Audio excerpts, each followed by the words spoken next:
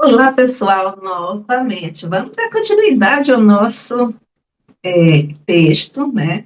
Que é a introdução do livro Mulheres que Correm com os Lobos, que está bem interessante. Vocês pegarem, se vocês assistirem o capítulo 1, não, a introdução inicial, né? Que vamos dizer que é um, a gente vai estar fracionando para facilitar, senão fica muito longo e ninguém aguenta. Eu acho que até o primeiro ficou um pouquinho mais longo, mas a gente vai caminhando nesse sentido.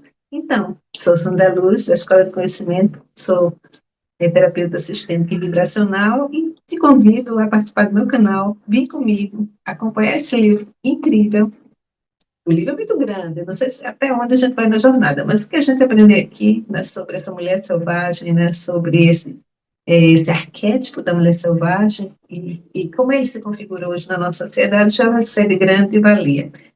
No início, de fazer um exercício, que era para a gente pensar como foi a nossa infância, e se você não fez, vai lá, volta, assiste o vídeo, clica, compartilha e ajuda o canal a crescer, para que a gente possa crescer juntos também, né?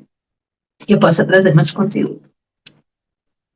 Então, a gente começou a falar sobre a introdução, né? Vamos dar continuidade à introdução. A introdução ela está contando um pouco a história dela, a jornada dela, onde ela começa falando de onde ela veio, né? Ela fala um pouco sobre o livro, está lá no início, e depois ela fala um pouco sobre essa jornada, né? E o quanto ela, quando era criança, gostava desse. Ela já, como pequena, era uma mulher selvagem, ela já tinha o instinto da mulher selvagem, porque ela não era atleta, adorava perambular, ela, em vez de mesas e cadeiras, ela gostava mais do chão, adorava subir em árvores, entrar em cavernas, né? E nesse sentido, ela dizia que ali ela se sentia próxima de Deus. E aí a gente vai continuar. O rio, na continuidade, ela diz: o rio sempre queria ser visitado depois que escurecesse. Os campos precisavam de alguém que neles caminhasse para que pudessem farfalhar conversas. As fogueiras precisavam ser feitas na floresta à noite e as histórias precisavam ser contadas onde os adultos não pudessem ouvir. Tive a sorte de crescer na natureza. Lá, os raios me falavam da morte repentina e da evanescência da vida. As ninhadas de condongos revelavam que a morte era amenizada pela nova vida. Ao desenterrar contas de índio, trilóbitos na Terra Preta, eu compreendia que os seres humanos estão por aqui há muito tempo. Tive aulas sobre a sagrada arte de alta decoração com borboletas pousadas no alto da minha cabeça, vagalumes servindo de joias durante a noite e as cães verdes esmeraldas com pulseira. Uma loba matou um dos seus filhotes que estava mortalmente ferido. Para mim foi uma dura lição, onde a compaixão e a necessidade de permitir que a morte venha aos que estão morrendo. As largatas cabeludas que caíam dos seus galhos e voltavam a subir arrastando-se me ensinavam a determinação. As cócegas do seu caminhar e no braço me revelavam como a pele pode ser de vida própria. Subir no alto de árvores me mostrava como seria o sexo um dia. Minha própria geração posterior à Segunda Guerra Mundial cresceu numa época em que as mulheres eram infantilizadas e tratadas como propriedade. Elas eram mantidas como jardins sem cultivo, mas felizmente sempre chegava alguma semente trazida pelo vento. Embora o que escrevesse fosse desautorizado, elas assistiam a si mesmas. Embora o que pintasse não recebesse reconhecimento, nutria a alma do mesmo jeito. As mulheres tinham de implorar pelos instrumentos e seus espaços necessários às suas artes. E se nenhum se apresentasse, elas abriam espaços em árvores, cavernas, bosques e armários. A dança mal conseguia ser tolerada, se é que era, e por isso elas dançavam na floresta, onde ninguém podia vê-las, no porão ou no caminho para esvaziar a lata de lixo. A mulher que se enfeitava despertava suspeitos. O traje, o próprio corpo alegre aumentava o risco dela ser agredida, de sofrer violência sexual. Acho que isso a gente ainda continua vendo. Não se podia dizer que lhe pertencem as roupas que cobriam seus próprios ombros. Era uma época em que os pais que maltratavam seus filhos eram simplesmente chamados de severos, em que as lacerações espirituais. Deixa eu ver. Calma, vamos lá. E as relações espirituais de mulheres profundamente exploradas eram denominadas colapsos nervosos, em que meninas e mulheres que viviam apertadas, em cintas, amordaçadas e contidas eram consideradas certas, enquanto aquelas que conseguiam fugir da coleira uma ou duas vezes na vida eram classificadas de errada. Por isso, igual a muitas mulheres antes e depois de mim, passei minha vida como uma criança disfarçada. A semelhança da parentela que me precedeu, andei cambaleando em saltos altos e fui à igreja usando vestido e chapéu. No entanto, minha cauda fabulosa era muitas vezes por baixo da bainha, e minhas orelhas se contorciam com meu chapéu sair do lugar. O mínimo cobria meus olhos e às vezes indo parar do outro lado da nave. Não me esqueci das canções daqueles anos sombrios.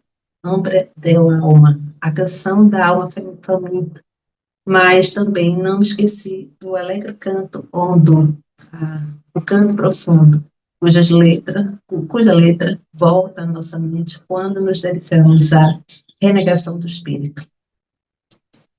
Eu vou pensando aqui, né, sobre, talvez eu tenha lido um pouco ligeiro, mas o que ela fala é sobre essa dominação, né, a mulher contida, né, a mulher que, né, da sociedade, ainda hoje, né, a gente não mudou muito, né, a mulher naquela época, as grandes cintas para a cintura ficar fina, né, as saias rodadas, então elas eram muito entravam no processo contido. Se você fosse um pouco diferente daquilo, né, já seria uma mulher falada. E é interessante, aí eu peço a vocês também para fazer essa reflexão, de observarem o padrão das mulheres, da sua descendência, né? Como eram essas mulheres da sua descendência? Aqui eu paro para a gente refletir sobre isso. Vocês têm histórias, né? Eu estou fazendo um curso de arte terapia pós-graduação e durante esse curso houve uma aula onde você tem que trazer algum elemento que lembrasse a sua família, né? Sua descendência, alguém da sua família. E eu levei uma bolsa caracterizando essa geração das mulheres. Olha que coincidência, das mulheres que antecederam a mim, né?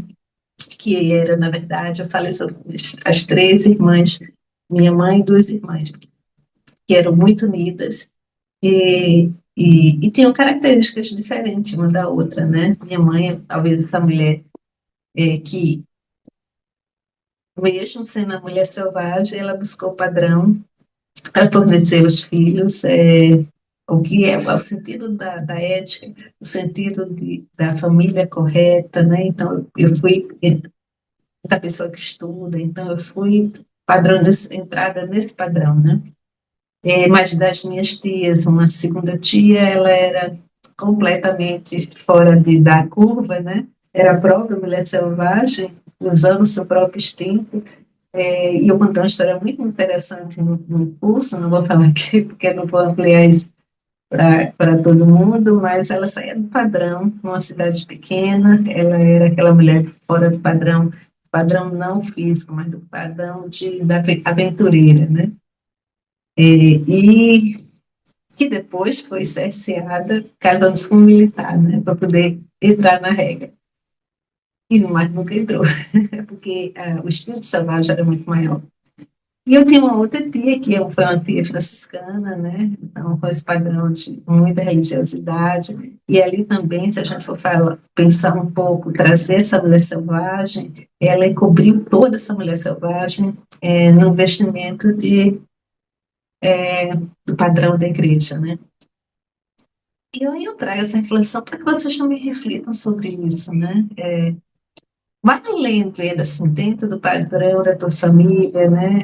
Vamos puxar esse genograma da família e pensar assim, como eram essas mulheres que vieram antes? Eram todas muito certinhas? Tinha alguma fora da linha? Eram aventureiras? Não eram? O que elas te trouxeram de aprendizado, né? O que é que você traz dessas mulheres para a tua vida hoje? E o que é que você passou à frente daquilo, né? O caminho foi até X e você evoluiu mais, você deu um passo maior. né, que é o que a gente, numa constelação, a gente fala, né, olhar para frente e seguir, agradecer pelos antepassados, mas seguir à frente, trazendo, sendo você mesmo, né, trazendo e reencontrando você dentro da mandala da vida, o ponto central é reencontrando você. Então, assim, a gente vai lendo, mas a gente também vai refletindo, né? E é o que eu estou na introdução. A gente não entrou em contos, né? E aí eu vou vir até aqui o finalzinho para que a gente feche. Por isso, igual a muitas mulheres antes e depois de mim, passei minha vida como uma criança, criatura disfarçada, a semelhança da parentela que me percebeu, andei cambaleando em saltos altos e fui à igreja usando vestidos e chapéu. Aí aqui voltando, não me esqueci da canção, a gente falou sobre isso. Como a trilha que atravessa a floresta e vai cada vez diminuindo mais, até quando parece se reduzir a nada, a teoria psicológica tradicional esgota-se rápido diante da mulher criativa, talentosa e profunda. A psicologia tradicional é muitas vezes lacônica ou totalmente omissa quando a questão mais profundas importantes para a mulher, o aspecto arquétipo, o instinto, o sexual e o cíclico, as idades das mulheres, o jeito de ser mulher e sabedoria da mulher, seu fogo criador. Foi isso que direcionou o trabalho sobre o arquétipo da mulher selvagem durante quase 2 décadas. Continuamos no próximo, no próximo vídeo, para não cansar vocês. E mais uma vez, o exercício é: faz uma varredura como eram as mulheres da tua família antes de você. E se perceba nesse processo. Quais características você traz delas, né? E quais características você não gostaria de continuar honrando, se é que você traz essas características. Vamos dizer, as características que você não acha legal nelas e que você gostaria, que você não gostaria de repeti-las em tua vida. É sobre isso. Amando. Não sei como é que vai ser, porque olha, gente, esse livro eu já tinha comprado há muito tempo, não consegui ler, estou fazendo essa leitura agora e estou me encaixando nela, talvez porque agora eu sou uma junguiana, e antes eu não era, mas eu quero trazer para vocês mastigadinho para ver se a gente se percebe nessa potência dessa mulher selvagem. Tá bom? Compartilha e se gostou, clica. E fica aqui com a gente. Vamos trabalhar isso junto.